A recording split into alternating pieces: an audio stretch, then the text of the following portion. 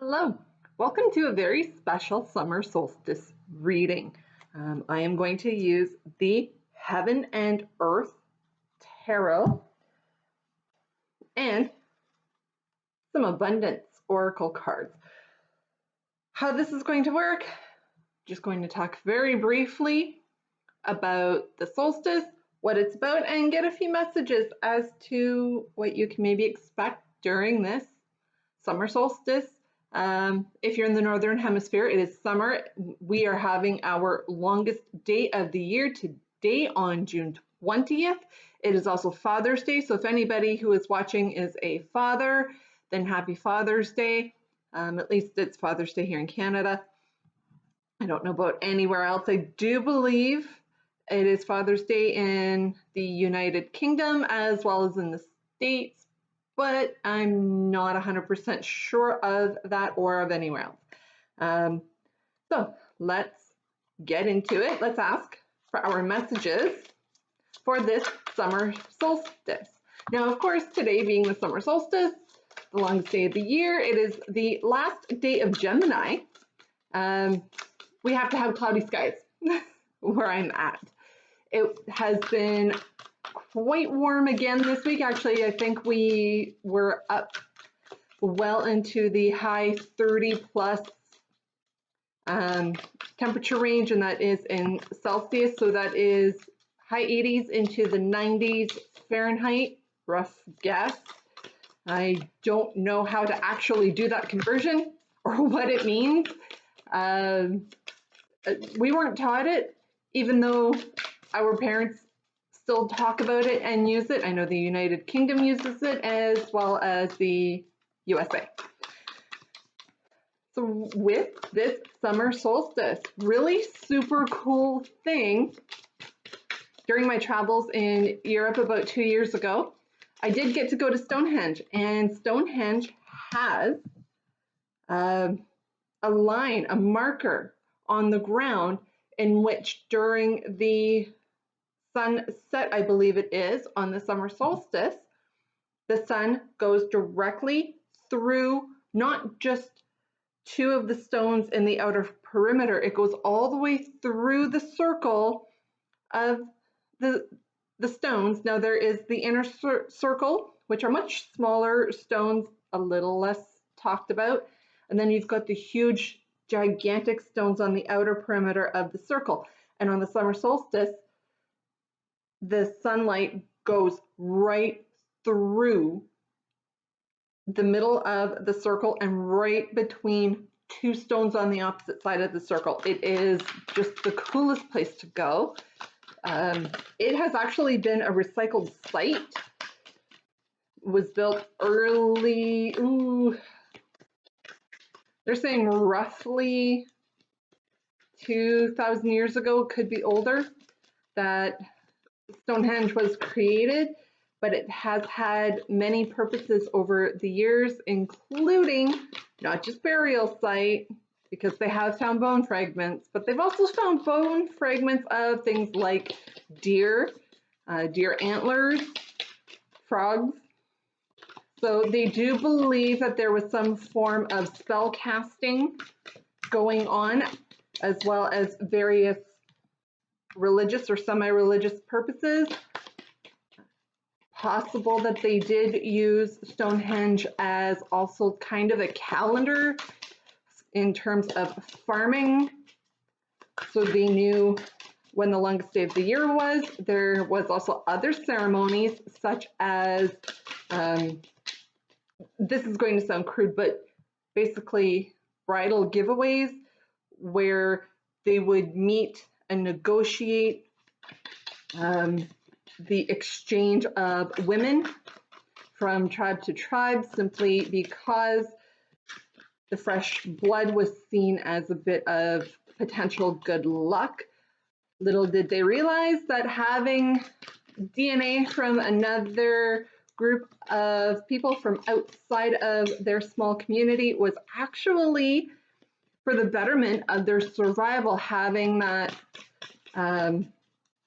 basically fresh blood, that fresh stream of DNA, helped to ward off various illnesses caused by basically inbreeding.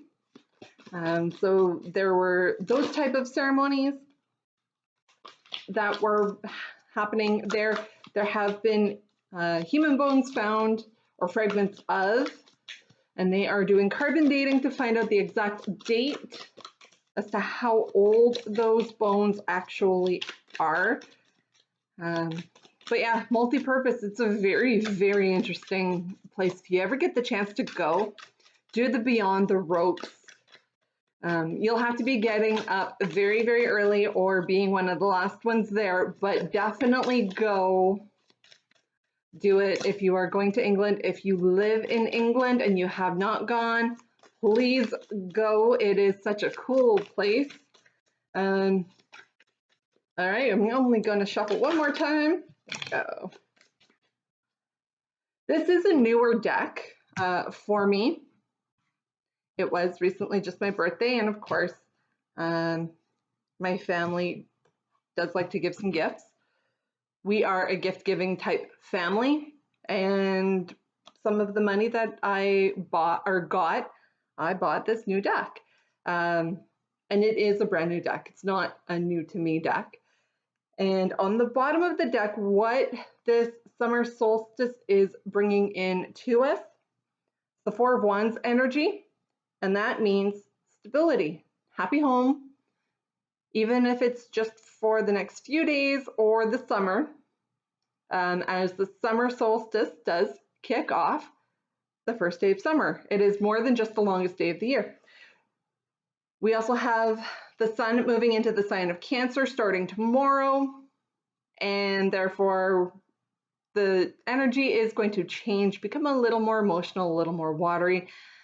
We may be getting quite sentimental with this energy being the happy home, happy life card. There's a lot of stability that is there within it. We have the Ace of Swords and the Three of Pentacles underneath it. So the background baseline energy that we have is we're moving into a much calmer time. Things were pretty rocky recently for a lot of people, not just society in general and what's going on with lockdowns and whatnot. But things are starting to open up. Things are starting to be a lot more stable. We are having some fresh starts. Normally, this is my gift of truth, and we may be getting a gift of the truth, but at the same time, I feel this is more of a new start. There's a new start to the season, therefore there's a new start to the entire next few months. And summer is all about that fresh, fun, flirty, even though we've got Cancer energy right now, which is a lot more emotional.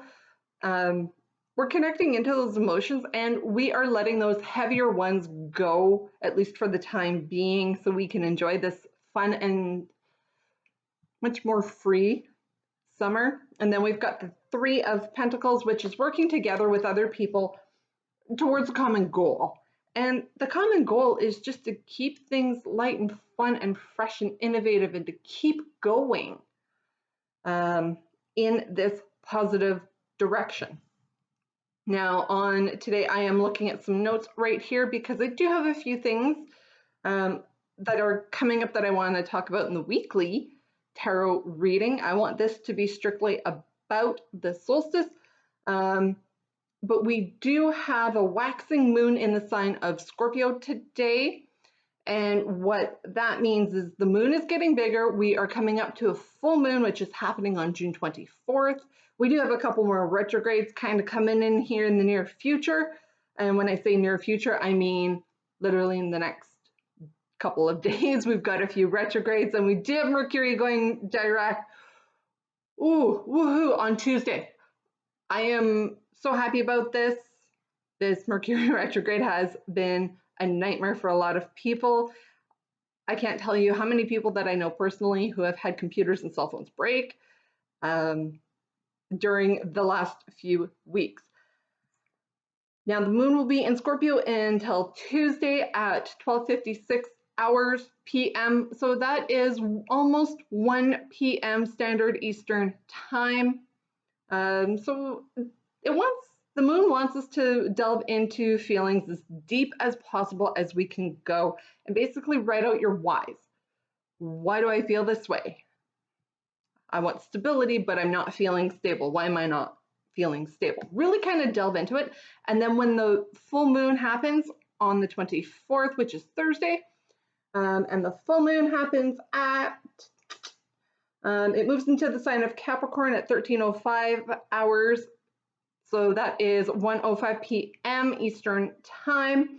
And then the moon will be at its fullest at 14:39 hours, which is 2:39 p.m. Standard Eastern Time, and that will be in the sign of Capricorn, but there will be more on that in a different video.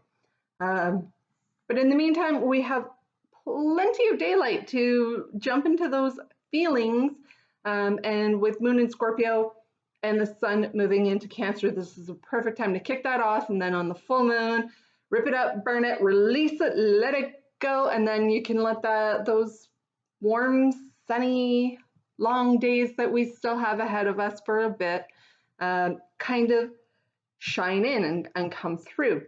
So a couple of the messages that we do have coming in for us with the energy of the solstice, Major Arcana card of Gemini, we have the Lovers. There is some duality, but as you can see, the couple here are in a wonderful garden. They are madly in love. They are naked. That's for you, Marlo. But they are naked. There's an angel looking out over them. It's bliss. There's happiness. There's joy. And there's comfort being in the arms of somebody that you care about. We also have, some of you are going to be starting a new endeavor or a new job. There's a new opportunity to make money coming in. And if you are already involved in a business with everything starting to open up and feel fresh, you may be falling in love with your business because it's starting to make money again. Now we have the Three of Wands in reverse. This is, you're not making the decisions. You're not at a crossroads anymore. You're not feeling like you're awaiting for your answers to come in. You're just going to move ahead and kind of barrel on without it. Your ships are there. They are coming in. You may not be seeing them just because those messages are a little bit more obscure. Up next, we do have the Empress energy. We had some talk about the Empress recently in terms of it being, sorry, I just hit my mouse and I thought I stopped the recording. This is the Mom card.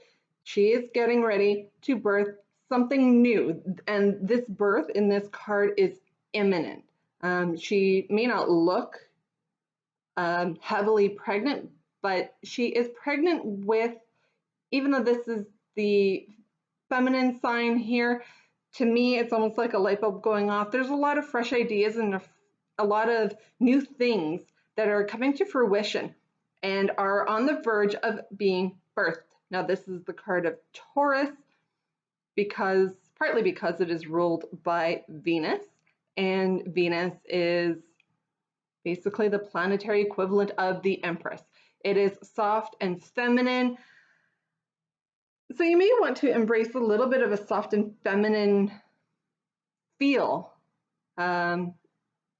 Whether you identify as female or masculine, you may want to embrace some softer, more romantic type energy in this solstice season, and there is nothing wrong with wanting to go your own way, pave your way for something potentially very fruitful. Whether it's a skill you can actually put out there and put on your resume, or it is a skill that is just important to you, now is the time to be taking action in regards to it. There's the Judgment card of Sagittarius. That is Archangel Michael calling his troops into battle. Now, as you can see, there's a naked couple on here, and there's a bit of a call to take action. even though there are other people, including a child, in between them. I do feel that these guys are connected.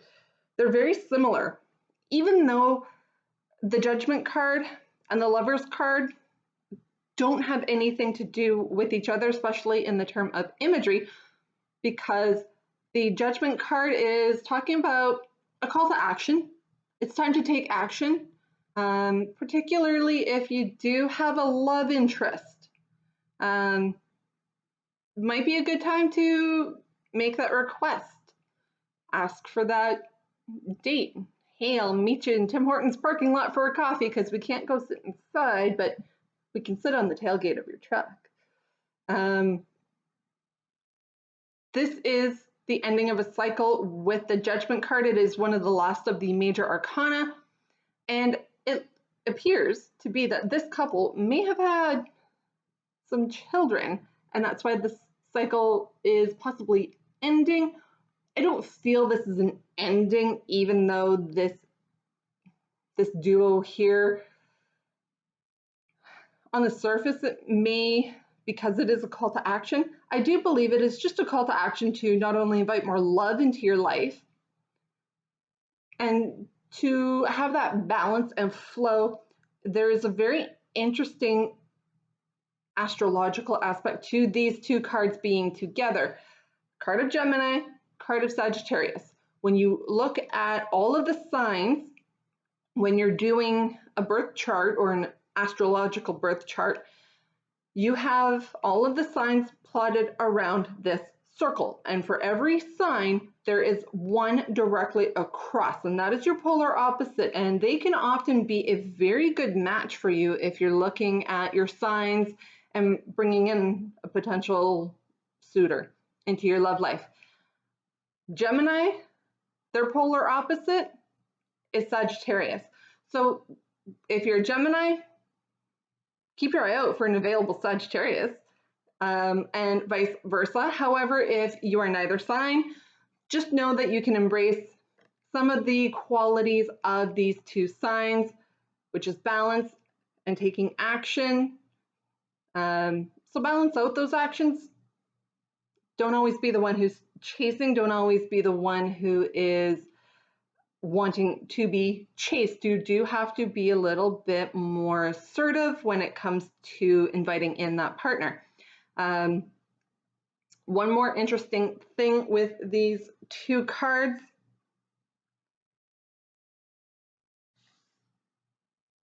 we do have the sword and we do have one tree on fire here. So there is potentially a truth or dare type dynamic. It's like speak your truth, or you could potentially burn up inside if you don't take that action. These two cards I do strongly feel go together. There may be, with this Ace of Pentacles, this connection could be coming in if you start a new job or have recently started a new job. Be kind, be loving, be gentle. Call in that dualistic balance. Because we do have the Five of Swords, which is defeat.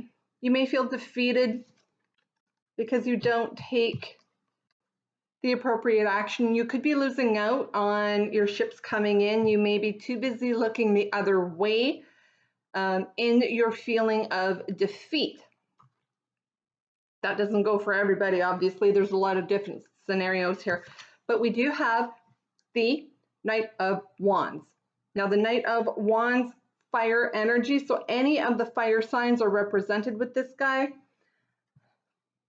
Don't forget, Sagittarius, also a fire sign.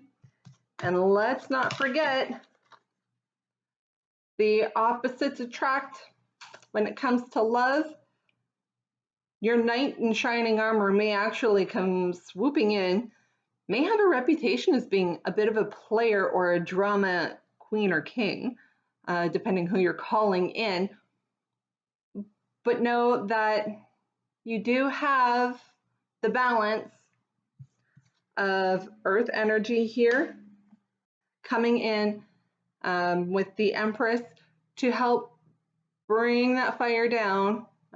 In terms of the drama, you want to keep the passion, you want to keep the fire, because that's what makes a new romance so exciting and so much fun. Don't forget to have that fun, particularly in romance. I do strongly feel that that is a huge part of what is coming in. Summer is known. Summer's known to be, I was just taking a quick peek at the cards. No Ace of Cups and anywhere around, but I do strongly feel that we're on the verge of that. Now, the part of the reason why we aren't getting the Ace of Cups is because we are entering Cancer season. So we're going to get that new watery start happening on Monday anyway. So let's get a few abundance cards. What abundance is this summer solstice bringing in to us? Here's the cards. So let's get our abundance messages for the collective, please, for this summer solstice. Enjoy it, because shortly after this wonderful longest day of the year, at least longest day for us in the Northern Hemisphere, those who are in the Southern Hemisphere are having their winter solstice, which is their shortest day of the year. Now, we do have currently, and for planetary aspects, while we get the cards, we have Pluto and Saturn that are in retrograde for this time being. They will go direct in early October. Mercury goes direct on June 22nd. Thank God.